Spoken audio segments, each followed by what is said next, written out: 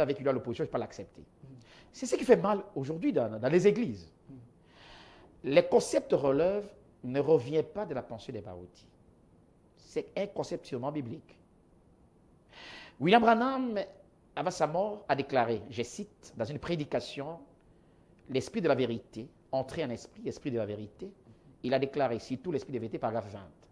Il dit, après moi, il viendra quelqu'un. Il n'a pas dit quelques-uns. Ok. Je cite, je donne la citation claire.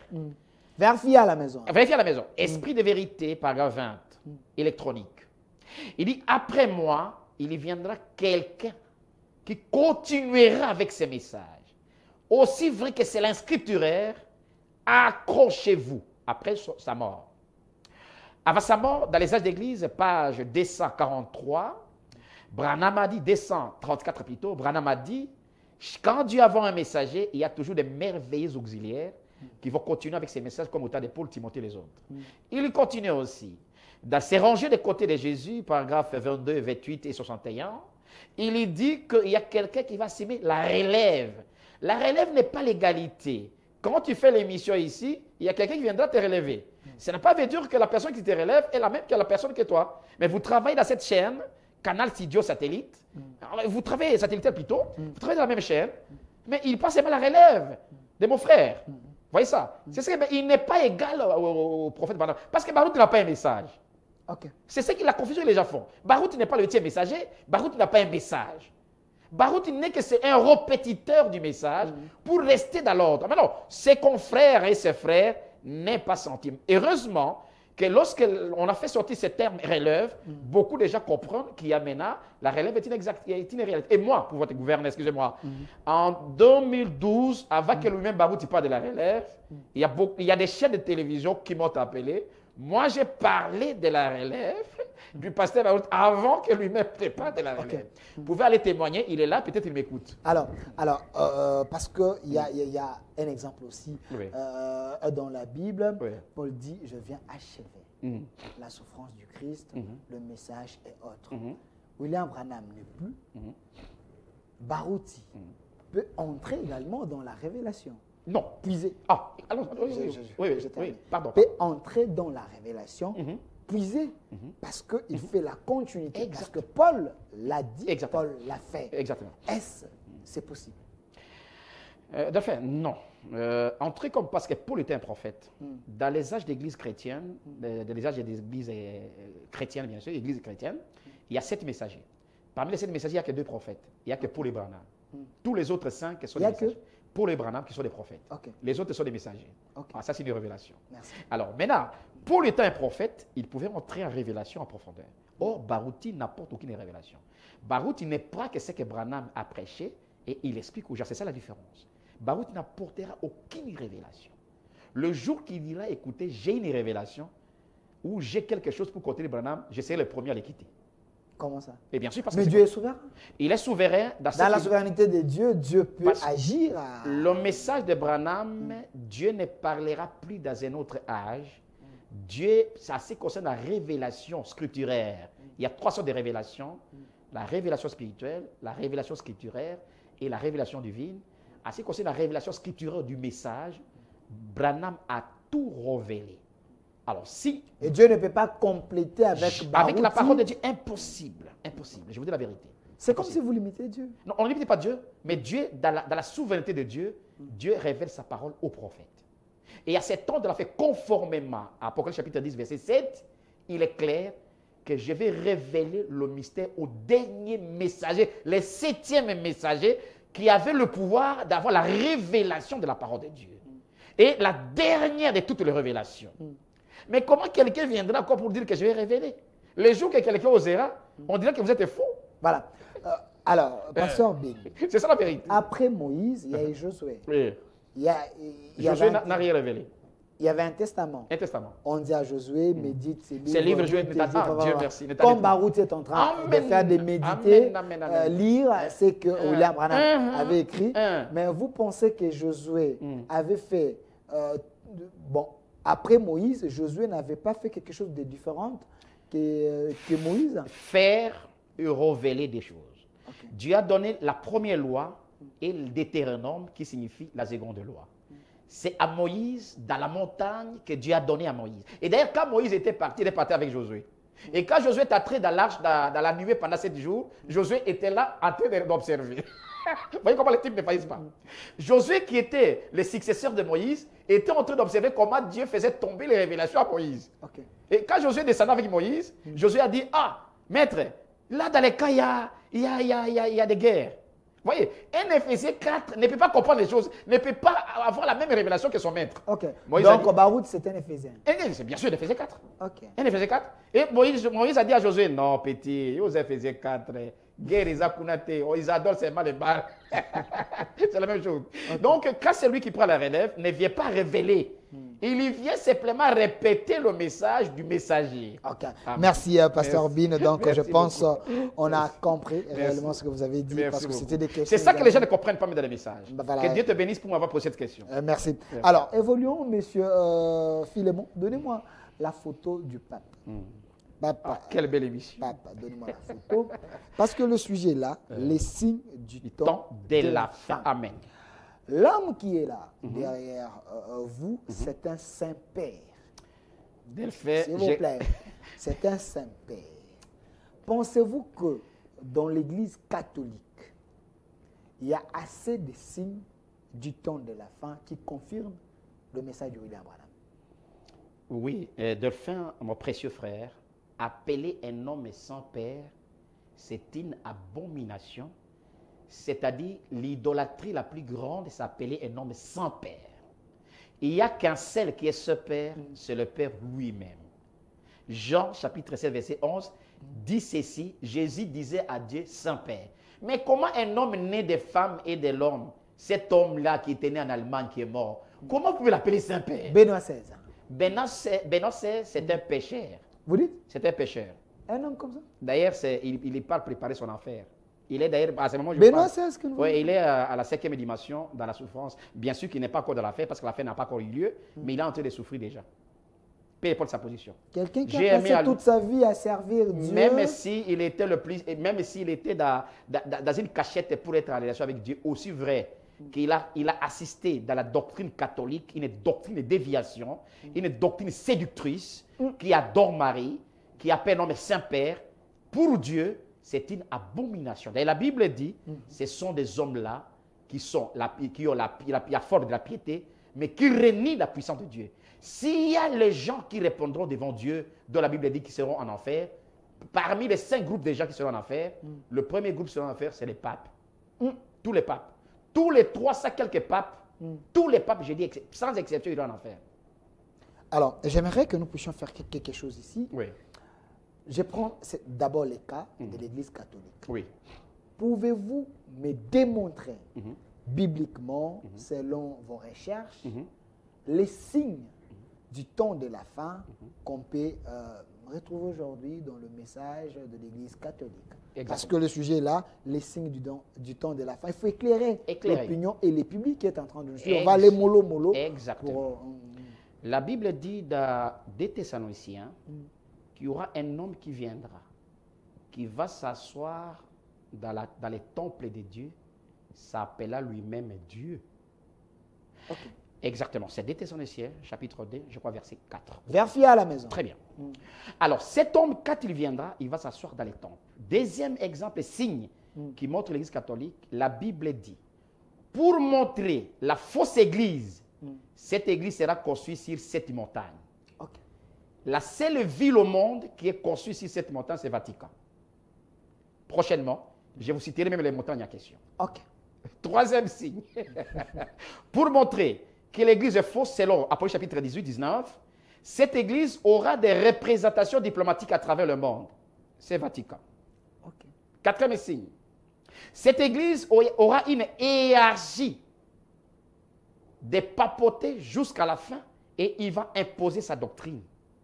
Imposer. Imposer. C'est l'Église catholique. Ce que le pape décide, on ne peut pas s'opposer ici. Même à l'évêché d'Ecclésiastes, on ne peut pas s'opposer. Comme le dernier pape a dit que non, le mariage homosexuel est accepté, toute l'Église doit accepter. Voilà les signes. Exactement. Dieu merci pour m'avoir posé cette question. Voilà les signes. On ne peut pas contredire. Contrairement à nous dans les messages. Je vous ai dit que si Baroud enseigne le contraire, je le quitte. Mais vous avez une église comme ça, l'église catholique, vous voyez l'image du pape avec les enfants, et donc la pureté, tout ça. C'est l'apparence extérieure. Comment ça? Même les Chinois ont cette apparence. Vous savez, frère, ce qui trompe les gens, c'est l'apparence. L'apparence est trompeuse. Quand les gens regardent la piété extérieure du pape et de l'organisation catholique, ils pensent qu'on peut attribuer la sainteté par l'aspect extérieur. Jésus a dit, laissez les enfants venir vers les moi. Enfants, là, on est en train de voir même moi, j'ai les enfants. Un enfant devant moi, j'ai les enfants qui viennent papa. chez moi. Ce n'est pas le fait d'appeler les enfants à venir vers moi qui s'est fait bien. Judas aussi pouvait avoir les enfants qui venaient chez lui. Les Chinois les font. Toutes les religions les font. Les Juifs les font. Les musulmans les font. Ce n'est pas la preuve qu'on est fils de Dieu. La preuve est véritable qu'on est un fils de Dieu, c'est quand on reçoit la vérité, on obéit la vérité et on vit la vérité. Mais lui-même détruit la vérité pour appeler le Vatican ville éternelle. Il n'y a pas, le Vatican n'est pas ville éternelle. Le pape, on ne peut pas appeler quelqu'un pape. On n'appelle personne père si c'était. Il n'y a qu'un seul père, c'est Dieu lui-même. C'est toute la ligne de la parole de Dieu. La curie romaine, c'est la séduction, c'est l'antichrist. Je vous dis la vérité, mon ami. Je ne peux pas souhaiter la mort de quelqu'un, même celui qui est mort en Benoît XVI. Il a fait des réformes sur Vatican III que j'apprécie. Il ne voulait pas l'homosexualité, il ne voulait pas les habits sexuels et consorts. Oui, c'est bien, il a fait des choses qui sont remarquables, que nous félicitons. Mais est-ce que cette église est sortie du péché? Non. Oui, voilà. Il est là. Il ne faut pas avoir cette apparence-là. Je n'ai pas de problème avec la personne, mais les systèmes et les renseignements. Je vous dis la vérité. Mon ami, la vérité reste toujours la vérité. S'il y a une église depuis 325 de notre ère qui a embrouillé le système, vous savez, vous, l'église catholique a tué plus de 100 millions d'habitants. L'église a tué? A tué. Ce qu'on appelle l'inquisition. Comment ça? Bien sûr. Okay. Là, c'est ténébreux. L'église catholique a brûlé les gens. L'église catholique a tué. L'église catholique a été gouvernée même par les femmes. Les femmes ont gouverné l'église catholique. Un péché contre la sainte doctrine? Exactement. C'est ce qu'on appelle la pornocratie. C'est l'église catholique. Les femmes ont gouverné l'église catholique. Les gens ne connaissent pas. Quand Martin Luther est revenu, il a donné les habits de l'église catholique. Et l'église catholique a fait tout pour dévier. Dans beaucoup de systèmes, l'église a échoué. C'est pourquoi, quand le pentecôtisme est sorti, est venu, c'était la volonté de Dieu. Quand Luther est revenu, Luther a dit non, non, non, il y a 95 thèses. Comment vous allez prendre les chapelets? Les chapelets n'est pas dans la Bible. Comment vous allez adorer Marie? Il n'y a qu'un seul médiateur entre Dieu et les hommes. Mais la mère de Jésus symbolise quand même l'image. Marie est porteuse. La mère est protectrice. Prier Marie, c'est entrer dans la porte, là où il y a Jésus. Ben, la Bible est claire. Il n'y a qu'un seul médiateur entre Dieu et les hommes, c'est le Seigneur Jésus. Quel est le rôle des médiateurs? Le médiateur, c'est un intercesseur. Et Jésus-Christ, son corps a sanglaté, même ce matin et ce soir, il est en train d'intercéder pour toi et pour moi. Toutes les erreurs que nous avons commises en 2023, si nous demandons pardon, il intercède, nous allons parler du pardon. C'est Jésus qui intercède. Marie n'était qu'une porteuse de la sémence. C'est pourquoi nos frères de Branham commencent à adorer Branham. Comme Branham est le porteur, voilà, comment les doctrines humaines, c'est fort. Branham était le porteur des messages, vous adorez le messager. Non, Marie était porteuse d'une sémence, Jésus. Mais vous adorez la porteuse. Non. J'ai donné cet exemple dans une télévision. Si vous êtes en train de boire l'eau des régies des eaux, vous allez adorer les robinets? Vous allez boire les robinets? Je vous donne un exemple. Allons-y, bien aimé. Je vous donne un exemple. Allons-y. Le premier miracle de Jésus, Jésus avait changé de l'eau à vin. L'eau en vin. Oui. Mais avant que Jésus fasse ces miracles, les gens sont allés voir Marie. Il y a manque. Marie les a orientés. Mais qu'est-ce que Marie a dit? Mais non, c'est ça que l'Église catholique, quand vous venez avec vos problèmes, passez par Marie. Comme ça, Marie fait... Oh Seigneur Jésus, qu'est-ce que Marie a dit? Faites tout ce qu'il vous dira de faire. Voilà, une orientation. Bien sûr, voilà. parce qu'elle était vivante. Et vous négligez une telle personne? Non, on ne néglige pas Marie. Marie, c'est notre sœur. Okay. C'est pourquoi les jours de la Pentecôte... La mère de Jésus. C'est notre sœur. Les jours de la Pentecôte, elle aussi a reçu Jésus dans son cœur. Oh. Oui, parmi les savantes. Marie était là. Alléluia. Alléluia. Marie aussi a reçu Jésus. Alléluia. Si Marie ne recevait pas, peu importe la manière qu'il a porté, il a trouvé grâce aux yeux de Dieu. Si Marie n'avait pas cet esprit, il n'atterrirait jamais au ciel. C'est pourquoi Marie était morte. J'ai dit, plusieurs fois, j'ai vu en Israël. L'église catholique a trompé sur le défunt. Tu le connais? L'église catholique a dit que non, Jésus était mort dans la ville de Jérusalem. C'est faux. Jésus n'était pas mort dans la ville. Vous savez qu'en Israël, il y a 2 tombeaux de Jésus. Les tombeaux catholiques, c'est un faux tombeau. 2. Les catholiques ont trompé, mais c'est ça. Or, Jésus était mort hors du cas. Les vrais tombeaux de Jésus, Golgotha, c'est les tombeaux des protestants. On a trompé. Je vous dis la vérité. L'église catholique a trompé que Marie était morte à Jérusalem. Mais la tombe de Marie se trouve en Éphèse. À l'actuel, comment on appelle, là où nous partons souvent. Turquie. Oui, ça. L'église catholique ne fait que tromper sur les faits historiques. Si elle est trompe sur les faits historiques, combien elle trompe sur les faits bibliques? Donc l'église catholique, c'est une église trompeuse. C'est une église de menteurs. Des débuts jusqu'à la fin. Okay. Le mensonge est mensonge. Alors, vous pensez, parce qu'il y a quelqu'un qui m'avait dit, dans l'église catholique, il y a vraiment la pédophilie. Est-ce vrai? D'ailleurs, j'ai même des frères, Delphin. Nous parlons du signe du temps de la fin. Mais ce sont des signes que nous sommes en train de parler.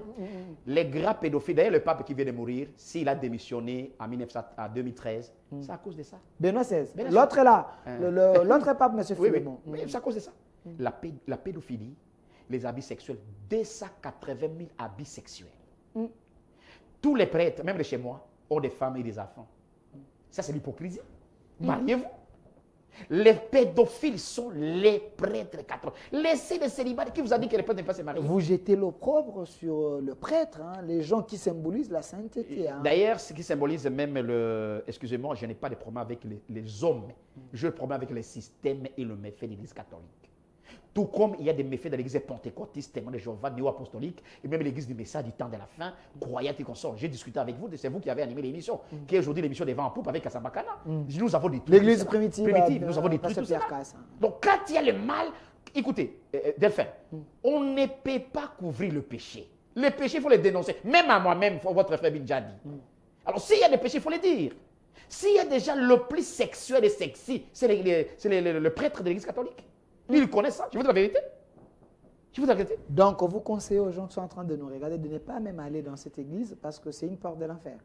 En tant que prédicateur, la Bible dit dans l'Apocalypse, sortez des milliers de la Babylone la grande. La Bible est claire. Dans la Babylone la grande, c'est l'église catholique. Exactement. Avec ses prostituées. Merci. Protestants, témoins de Jéhovah, et les néo-apostoliques, les églises de réveil qui sont en train de piluler pour chercher l'argent, comme les réveillons, ils n'étaient là que pour coter l'argent. Alors, non pas pour les âmes des merci. Évoluons avec vous. Je précise que mon invité d'aujourd'hui s'appelle Jean Djadi Chamba Bin Okito, enseignant de la parole dans le ministère du temps de la fin, conduit par le patriarche, pasteur Barouti et Kassonga. Alors, monsieur Philémon, donnez-moi la photo de Simo Kimbangu, ici derrière, parce que là, j'aimerais que nous puissions évoluer avec mon invité, parce que le sujet est là, les signes du temps de la fin. Alors, l'homme que vous voyez ici, on dit que c'était un vrai prophète, un vrai envoyé de Dieu pour les Africains et pour le monde. Vous croyez au message de William Branham, pourquoi ne pas croire aussi à son message? Moi-même, j'étais kimbanguiste. Mon grand-père était pasteur, ma grand-mère aussi conduisait l'église. Mes premiers pas après catholique, on m'a mené à l'équimbanguisme, mais moi-même j'étais choriste et kimbanguiste. Okay. Écoutez. Nous avons la bonne personne devant nous. Écoutez, la personne, vous voyez, Kimbangu, je vous dis la vérité, fut un vrai serviteur de Dieu. Okay. Je vous dis la vérité, je ne vais pas discuter. Kimbangu fut un serviteur de Dieu parce que quand les protestants sont entrés au Congo, Kimbangu a reçu le message méthodiste. Okay. Et Kimbangu avait un don de guérison, comprenez-moi bien, et un don de prophétie. Okay. Mais faire de Kimbangu un prophète, c'est dévier totalement les Écritures. Donc c'était un prophète des dons. Exactement, autrement, c'est un prophétiseur qui est arrivé au Congo et un don qu'il avait, exactement, c'est ça. L'appeler prophète, c'est dévier totalement la parole de Dieu. Exactement, c'est ça. Ok, donc aujourd'hui, le kimbanguisme, nous avons plusieurs églises. Hein, d'ailleurs, le kimbanguisme aujourd'hui est devenu... Les gens de Mokoto, les gens de Kamba et autres. Vous pensez que les gens ont gardé la ligne qu'ils avaient laissée? Hein? Personne, ni même ses enfants, ni même personne n'a gardé la ligne. Kimbangu, quand tu le venais, il priait, il avait ses 12 disciples et consorts. D'ailleurs, c'est l'église catholique qui a complicité avec les consorts qui ont tué Kimbangu. Ça, c'est connu de tout le monde. Les historiens parlent, j'ai des livres que j'ai lus, les historiens parlent. Même celui qui a tué le monde, c'est l'église catholique qui a complicité avec les Occidentaux. Alors, parler de Kimbangu, c'est seulement cet homme, personne n'est resté à sa ligne. Et d'ailleurs, lui n'a même pas tracé une ligne pour que les gens le suivent. Non, il n'a pas tracé ça. Mais tellement qu'on a politisé Kimbangu et on a traditionnalisé Kimbangu, c'est alors que les gens commençaient à faire Kimbangu d'un prophète. Le Kimbangu n'est pas un prophète, parce qu'un prophète, c'est lui qui reste avec la parole de Dieu. C'est pourquoi vous voyez même les enseignements aujourd'hui de Kimbangu sont sortis de l'église catholique. Ils sont sortis, c'est comme un chien qui mange, qui boit ses vomissures. Et comme un cochon qui rentre dans sa vomissure, ou ainsi de suite. Donc, les Kimbanguistes aujourd'hui n'ont rien. C'est une conglomération de gens satimatalement dans la tradition et consorts. C'est traditionnel. Ce n'est pas même, on ne peut même pas appeler le Kimbanguisme une église chrétienne, non. C'est un club traditionnel. Excusez-moi, je suis d'accord. Dans l'église Kimbanguiste, c'est un club. Comme les catholiques, comme beaucoup de protestants et consorts. Mais si vous allez là, vous allez voir, on a écrit l'église de Jésus-Christ. L'église, tout le monde peut avoir l'église. L'église, c'est quoi? L'église signifie ecclésia, ecclès sorti hors d'air. Quelqu'un qui sort du monde des traditions ne peut plus rentrer. Si vous sortez des traditions et du monde et vous rentrez, vous n'êtes pas une église. L'église, selon Jésus, la première personne qui a prononcé l'église, dans Matthieu chapitre 16, il a dit, l'église ecclésia du grec et du latin, sortir hors d'eux. Et si vous sortez du monde et des traditions, vous ne pouvez plus rentrer. Et quand vous rentrez, vous êtes un club. Comme les clubs pétécotistes, c'est des réveils et qu'on sort. On a plein de clubs aussi. Et pasteur nous a dit, parce que nous parlons du signe du temps de la fin, exactement. Il y a un groupe de Kimbanguistes qui pensent que le prophète Kimbangu est le Saint-Esprit. Est-ce vrai? Frère, mais ça c'est un blasphème. Et une personne qui dit comme ça, son chemin c'est l'enfer. Ils sont libres parce que la liberté de parler. Le Saint-Esprit, il faut l'honorer. C'est le Seigneur Jésus-Christ qui est le Saint-Esprit. Mais nous n'ignorons pas que le Saint-Esprit travaille avec les hommes. Mais prendre une personne et la personnaliser du Saint-Esprit, c'est blasphémer. Et vous savez que le blasphème, c'est un péché impardonnable. Je vous dis, c'est la Bible. Matthieu en parle. Dire de Kimbangu, le Saint-Esprit, c'est-à-dire sceller l'enfer dans les temps et dans l'espace vous-même. Je vous dis la vérité, chers frères. Est-ce que ce n'est pas la Bible qui vous a aveuglé pour que vous ne puissiez pas aller au-delà? Parce que Kimbangu dit que cette Bible-là a caché trop de mensonges, mais si vous demeurez dans ça, vous n'allez pas comprendre la vérité. La Bible, c'est l'autorité absolue. Pour le dire, même si un ange venait du ciel, pas au Congo, pas des États-Unis, pas de Jérusalem. Si un ange venait du ciel, si il vous enseigne notre évangile, que cet ange soit maudit. Et Paul dit, n'allez pas au-delà de ce qui est écrit. Donc, les blancs vous ont limité. Aucun blanc ne vous ont limité. La Bible est devenue... Au contraire, la Bible est dogme. Donc, vous ne pouvez pas réfléchir à l'au-delà. Tout ce qui vient de l'Europe, c'est ce qui est meilleur. Tout ce qui vient de l'Afrique avec Kimbangu, vous négligez. C'est ce que j'ai les font l'erreur. La Bible n'est pas venue de l'Europe. La Bible est venue de l'Asie. La Bible, c'est la tradition asiatique.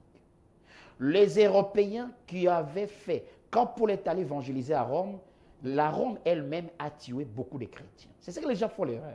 La Bible n'est pas l'émanation de l'Occident. La Bible, c'est l'émanation de l'Orient. Je vous dis la vérité. Si les gens font comme ça, au contraire, Dieu a beaucoup béni l'Occident.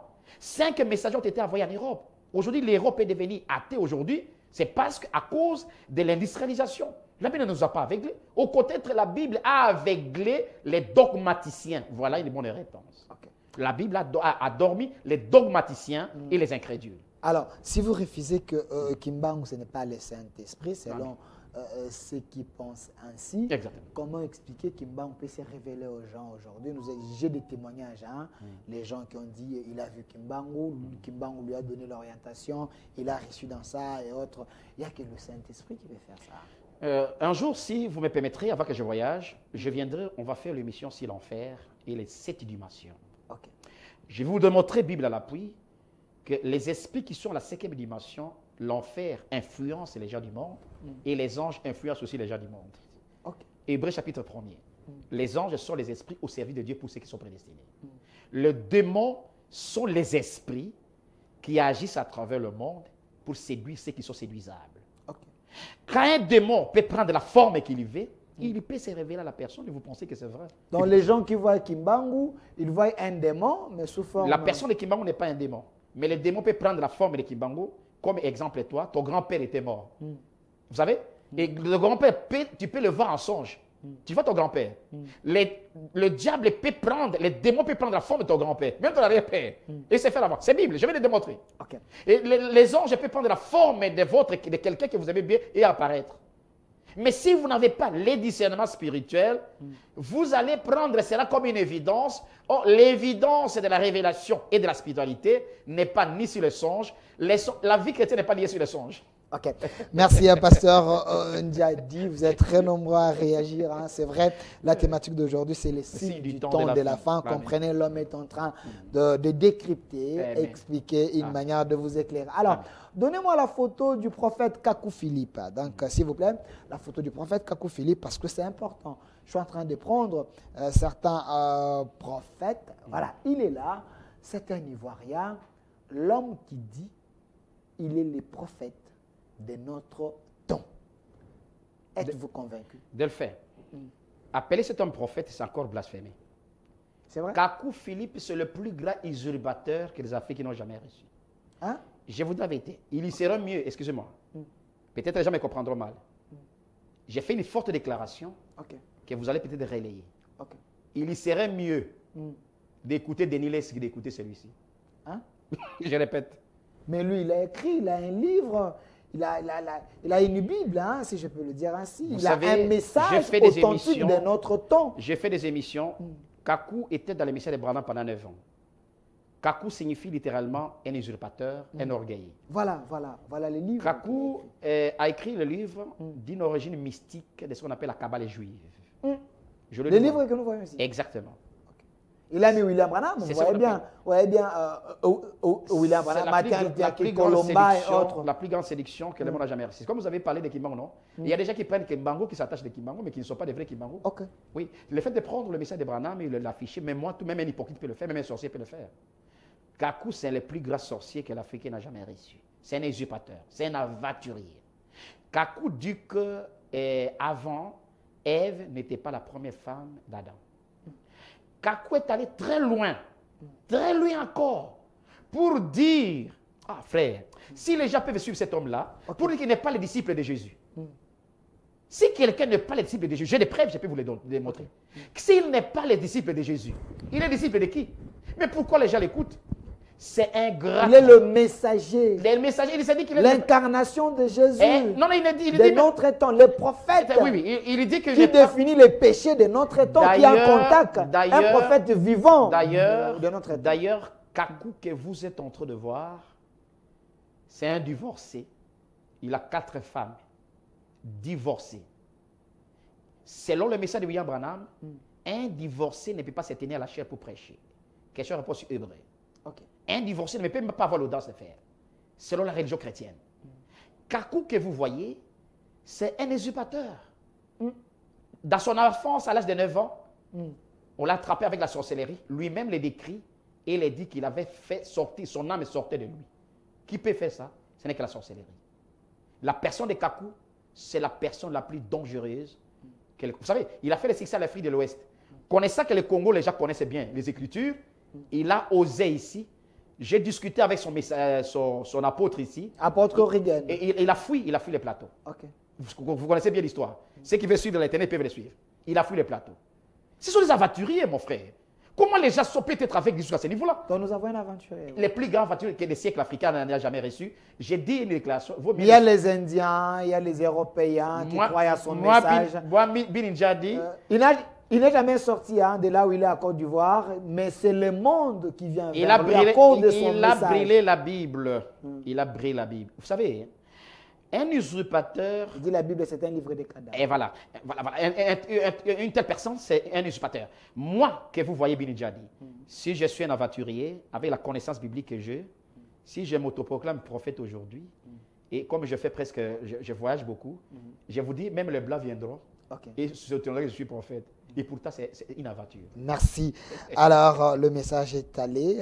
Si vous pensez avoir un débat, donc il faut être armé avec les Écritures. Nous pouvons organiser cela, mais un débat responsable. Prenez 082 091 0506 082 091 0506. Vous me laissez un message. On peut vous inviter. Alors, la dernière photo, M. Philémon, c'est également... parce que nous chutons déjà. Donnez-moi la photo du prophète de Dokamba. Voilà. Parce qu'on a parlé de plusieurs églises, Oui. nous avons quand même le représentant des églises des réveils. Aujourd'hui, l'église des réveils est partout dans le monde. Pensez-vous que ces vents respectent la sainte doctrine aujourd'hui? Respecte qui? Ces vents des églises des réveils sont dans la sainte doctrine Non. et respectent la sainte Non, non, non, ce sont des Par exemple, l'homme qui est ici derrière. Non, excusez-moi la vérité, c'est un homme que je respecte, le représentant des églises de réveil.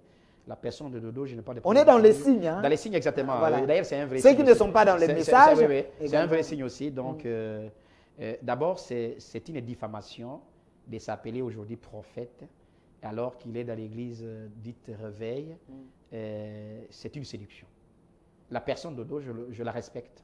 C'est un serviteur de Dieu. Et son message? C'est un faux message. Il relaie le message de Jésus. Il parle de Jésus. Laissez les femmes à pantalon s'habiller de sacerdoce et consorts. Ça, vous avez appelé quelqu'un? Ça, c'est encore, c'est la pure mondanité dans l'église. Dodo ne peut même pas prétendre de dire ça. Excusez-moi, j'ai beaucoup de respect. Comme étant un chef de l'église et consort, je dois respecter. Mais quand il s'agit de dire la vérité reste toujours la vérité.